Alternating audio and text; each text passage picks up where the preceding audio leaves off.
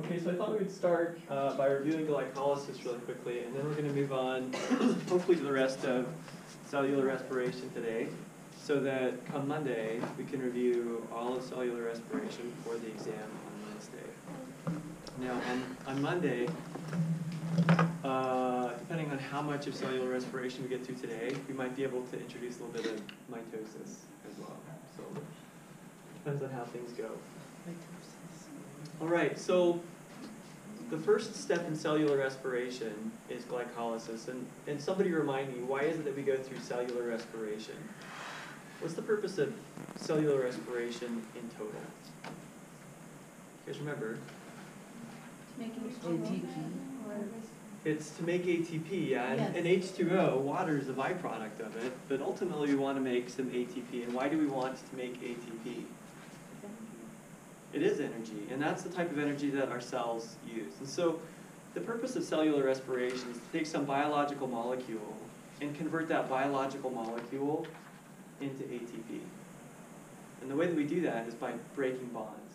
Because remember, bonds between atoms represent not more than some potential or stored energy. So that's what we do here in glycolysis. We begin that process. So can anybody remind me what the purpose of glycolysis is? Pyruvate. It's to make some pyruvate. Yep, Adam, what were you going to say? I was just going to say it's the partial digestion of sugar to create pyruvate. Yep. And some Partial digestion of sugar to create pyruvate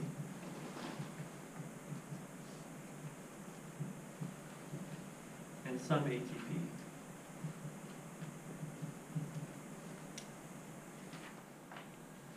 Okay, so that's the purpose of glycolysis. So really all we want to do is start off with a sugar molecule, and in this case we'll say that it's glucose. It doesn't really matter which sugar molecule we start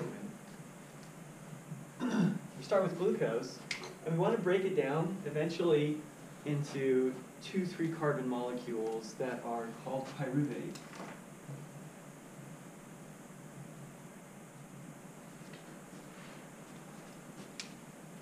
Now it's a relatively straightforward process. But remember, glucose is an incredibly stable molecule. Those covalent bonds that exist between adjacent carbons are very stable, they're very strong. And so they have this resistance to being broken. So the first thing that we have to do to break our glucose molecule is to destabilize it. And how did we destabilize our glucose molecule?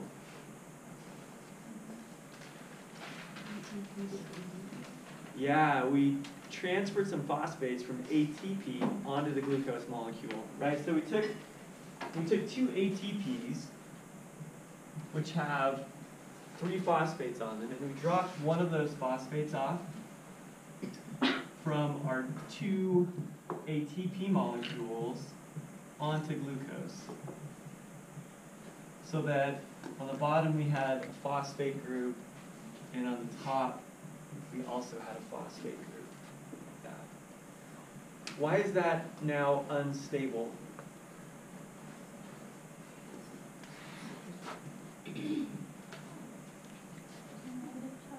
Yeah, because it's got 2 large negative charges on it now, and that's an unhappy state. So what happens is, enzymatically, that 6-carbon structure with the 2 phosphates on it gets broken into 2 3-carbon structures. Right? And we know that these each have a phosphate on them like that. Yep, it does, Sophia. All 4? What's that? They do. We end up with 4 phosphates on there, but we haven't gotten to that point Oh, okay. yet. I was like, We're going to definitely show that, okay. for sure. Now, please remember, every time we're going to break a bond in the process of cellular respiration, we're going to be liberating electrons. And so we create 2 more molecules here. They aren't ATP, they're something else. What do we create at this stage? Okay, so we create some NADH from NAD+. That NAD+ is the electron carrier. So we start off with NAD+, and it picks up an electron from breaking bonds. So it becomes NADH. Was NAD plus just reduced or oxidized? Reduce? It was reduced because it picked up electrons. Very good.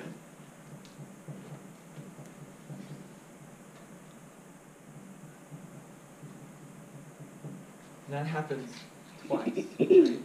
But like Sophia was saying, this isn't the end product, right? We get 2 more phosphates stuck to those 2,3 carbon chains. Yeah, Sophia?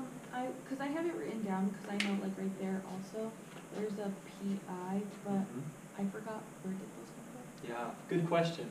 So those are the sources of these other 2 phosphates that are going to be stuck on these 3 carbon molecules. Yeah, so what happens is we get inorganic phosphates, P sub i's, that are transferred directly onto those 3 carbon molecules, and that happens twice.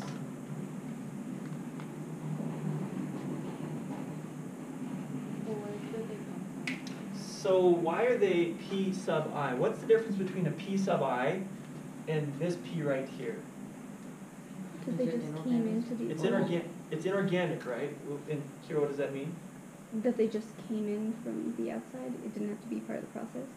So they came in from the cytosol, right? These were just floating around in the cellular fluids, as opposed to these phosphates. And where did these come from? BAT. They came from another molecule. You guys, that's the difference between substrate level phosphorylation and oxidative phosphorylation. When a phosphate is transferred from one molecule onto another, that's substrate level. When it comes in from the cytosol, when it's inorganic, that's oxidative phosphorylation. Okay, so can you see that so far, both of those processes have occurred? We have substrate level phosphorylation occurring here, and we have oxidative phosphorylation occurring right here. You okay with that so far? Okay, so the next 2 steps are nearly identical, right? Because what we're going to start doing is we're going to start shifting atoms around on these 2,3 carbon chains, and we're going to be pulling phosphates off and creating some ATP. So this next step, we get a DP comes along and picks up one of these phosphates to make some ATP. And that happens twice at this one step. So that these next 2 intermediates look like this. We've removed those 2 bottom phosphates and stuck them onto ADP to make ATP. Is that substrate level, or is that oxidative phosphorylation? Substrate. Substrate level phosphorylation, right? Because we transferred these phosphates from this molecule onto that molecule. Okay, and then the exact same thing happens here, right? We pull out those last 2 phosphates. So we get another ADP that picks up a phosphate from that 3 carbon intermediates to make ATP. Like so. And that's glycolysis. So we've partially digested sugar. What that means is we haven't broken all the bonds between carbon atoms yet, right? So it's only partially digested. And we've made pyruvate, one of the products that we wanted, and we've also made a little bit of ATP and some other things, right? Yeah, Sophia. So, like, why aren't the other ones negative? Oh, they are. I just didn't write the Okay. negatives on there. All phosphates carry a negative charge. Okay, yeah. So do we end up with 2 ATP molecules or 4? Good question. Do we end up with 2 or 4? 2, right? That's the net product, right? And why do we only end up with a net product of 2? Because we had to invest 2 at the beginning. How many total have we actually made, though? 4. We've made 4, but 2 of them don't count because we had to invest 2 right here.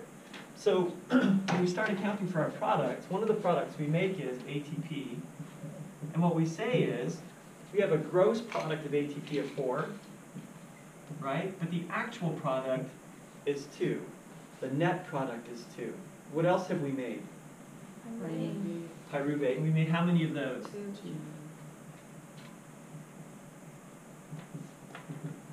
And then we also made NADH. NADH.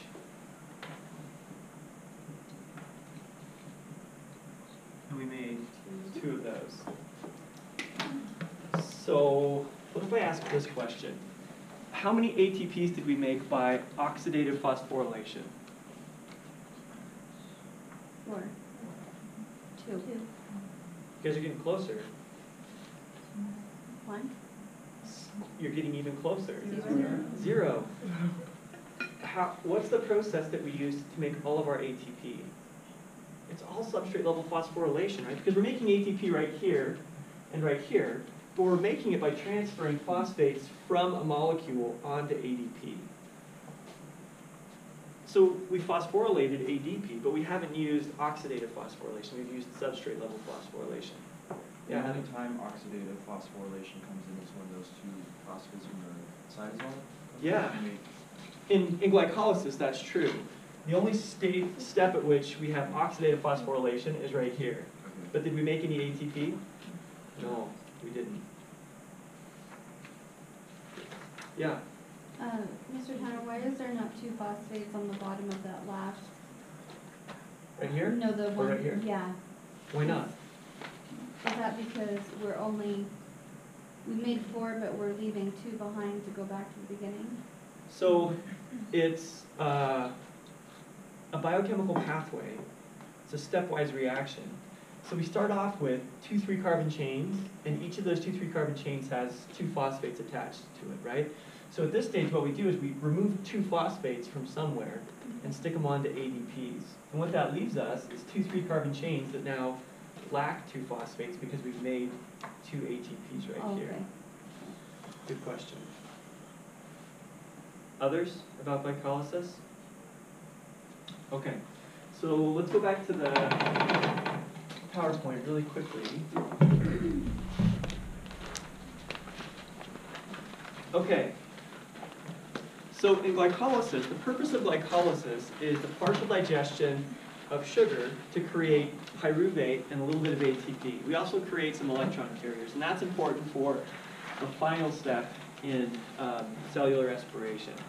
All ATP creation at this point is substrate level phosphorylation. We also create some electron carriers. And the electron carrier here is similar to that in photosynthesis, right? In photosynthesis we had NADP plus, and we created NADPH. Here it's just NAD plus. But it serves the same function. That electron carrier is going to be shuttling electrons from one part of cellular respiration to another part of cellular respiration. So the products that we create from glycolysis are pyruvates 2, and that's arguably the most important thing that we're making. ATPs, a total of 4, but a net of 2, and then 2 NADHs. So you guys, when we go through anaerobic respiration, when we're working so hard that we can't keep up with the aerobic demands of our body, the rest of cellular respiration shuts down and we only do glycolysis. We don't require any oxygen at this point. And so what our body does is, it starts taking sugars and it breaks them a little bit to create a net of 2 ATP. We just try and get by for long enough until we can slow down a little bit, right? And start breathing enough to begin aerobic respiration. But this is anaerobic respiration. This is also the process that's used by yeasts when we're making breads, or by yeasts when we're fermenting alcohols. We'll talk about that a little bit later. Okay. So let's talk about the next stage of cellular respiration, because ultimately, what we want to do, right, is we want to completely break down sugar, and we've only partially broken it down. So we've made some pyruvate so far. The next thing that we have to do is get pyruvate into the organelle that completely converts organic energy into chemical energy. And do y'all remember which organelle that is? The powerhouse of the cell? Nucleus. The mitochondrion. It's close to the nucleus. Yeah, it's the mitochondrion. And the mitochondrion, you'll recall, has two membranes, right? It has an outer membrane,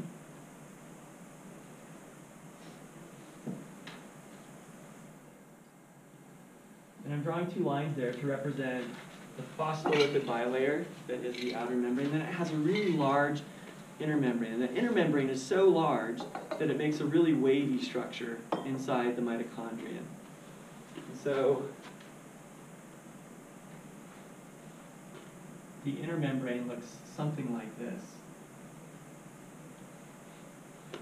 Now I actually made a mistake on that cellular respiration diagram that I posted online. And this is where I'm going to correct that mistake. What I showed on that posted diagram was that this next step occurs outside the mitochondrion, but it actually doesn't. It occurs in this intermembrane space. And so what happens is a pyruvate molecule gets shuttled inside that space. And what we're going to do is we're going to remove one carbon from it and attach it to a coenzyme called coenzyme A. So we're going to take this and we're going to attach it to a large coenzyme called coenzyme A, or just CoA. And we're going to attach 2 carbons of pyruvate to that coenzyme. Like that. Yeah, So Adam. that doesn't mean there's one left on. Yeah, so we're only dealing with one pyruvate, right, at this point. Well, I meant, does that, Oh, since you added 2 to the CoA, what happens to that one? yeah, what does happen to that? When we shear it off, so one of these carbons comes off, and it becomes carbon dioxide. So that's a metabolic byproduct. Now, we've broken a bond right here. So what do we create when we break a bond? An NADH, right? So our NAD comes along,